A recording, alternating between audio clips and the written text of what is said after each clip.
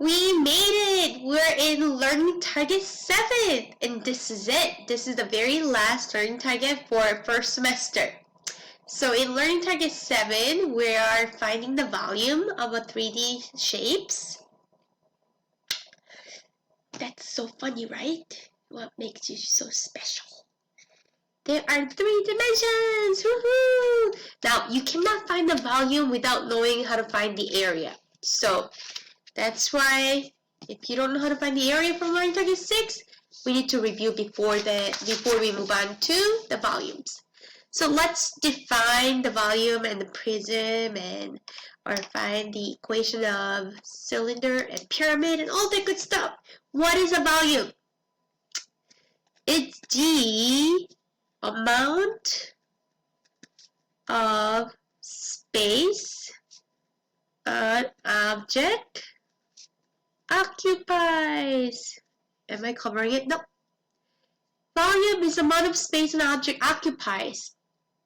So, like this post-it right here, it's only taking up this much space, right? So that'll be like area. But if you have a stack of it, if you have a whole stack of it, that becomes a prism, right? Then I know if we only had like just one post-it, but if you have a stack of it, you're creating a volume of a 3-dimensional shape. So area of this rectangular prism would be area of the base times the height, like how tall it gets. So volume of a cylinder and a prism, well, usually, so this is how you do it. It's area of the base times the height of an object. So if it's a triangle, if it's a rectangle, you have one rectangle, but then as you keep adding more and more and more of the exact same shape on top of it, that's how you create the volume, right? So now there's a volume of it.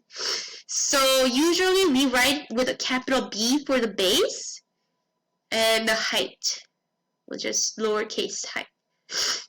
Capital B because lowercase b, people get confused with the triangle's base and the height. So that will be the way you see it. Volume of a pyramid or a cone. That's really interesting. Because you know what? It is like the area of the base times the height.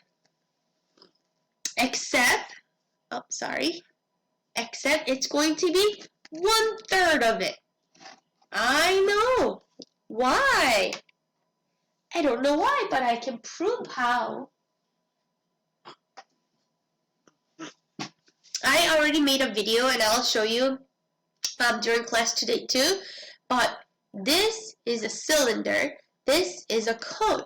They have the exact same area of the base. They have the same circle, same exact same size of circle, and exact same height. Do you see how they're same height? If I fill the water in here in the cone and pour it onto the cylinder like this, it's going to be, first of all, I hope you see how this is going to be less, right? If it's a water, think about it, this is going to take less than this because this is smaller. Well, it's smaller because it's a cone, right? There's nothing over here and up there. But it's the same base, same height, but if you pour it, it's going to be exactly 1/3. Not a half, just 1/3. So I did show that video, and I'll show it to you in class during session 34. But you pour water here, you pour it in here, it's going to be exactly 1/3 of it. So don't forget, 1/3 is the magic fraction that you have to memorize. 1/3. Not too bad, right? You can memorize 1/3. So let's do some problems here. So let's find the volume of these prisms today. So look, what is the area of the base? I think I like this way of me doing the area of the base. So it's like a letter L, has to have 90 degrees.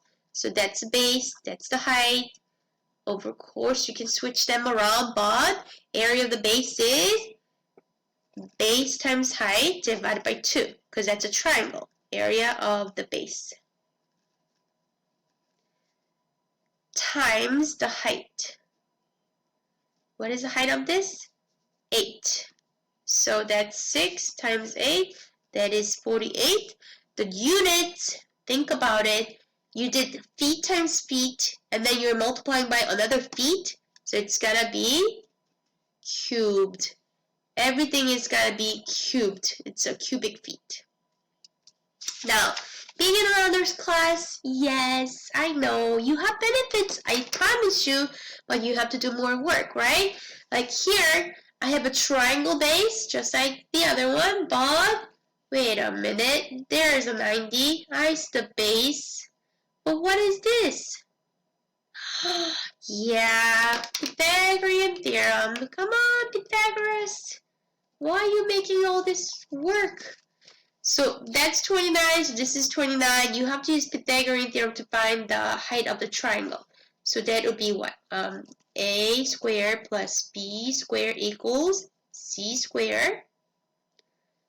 400 plus B squared is, yeah, I don't know everything. I did not memorize all that. Is 841. B squared is 441. B is 21. So first you have to use Pythagorean theorem to find it, and then you do area of the base. So area of the base is base times height divided by 2 times the height, which is 19. Can you see it? So that will give me, putting things all in the calculator, 3,990 cubic inches. So that's how you find the area of this triangular prism. Alright, let's move on. Oh, rectangular prism. We haven't seen these in a while. So rectangular prisms have a rectangle at the bottom. I hope you know how to find area of the rectangle. So that is 5 times 12, or 13 times 5, I meant.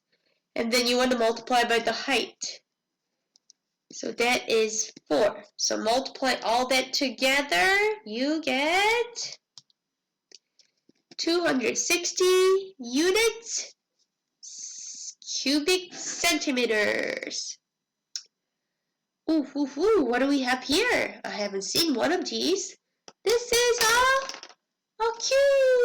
cube. Base, height, and length, width, they're all the same. It's 12, 12, 12. Also known as 12 cubed. What is 12 cubed? 1,728 cubic inches. Don't forget the units.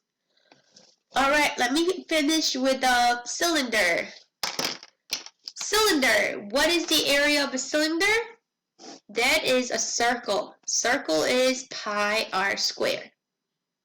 So it's like we have this many circles, so many of them, up to 13 millimeters of it. So it's base times height. Base is pi r squared times the height is 13. So it'll be pi 5 squared times 13.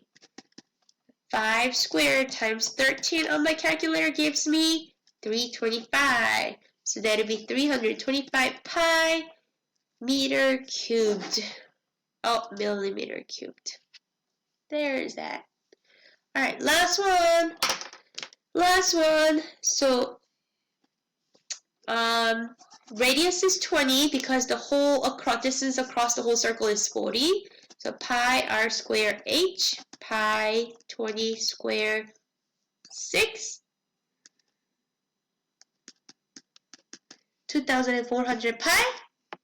Don't forget the unit. There. Please come to class. I'll see you today. Bye.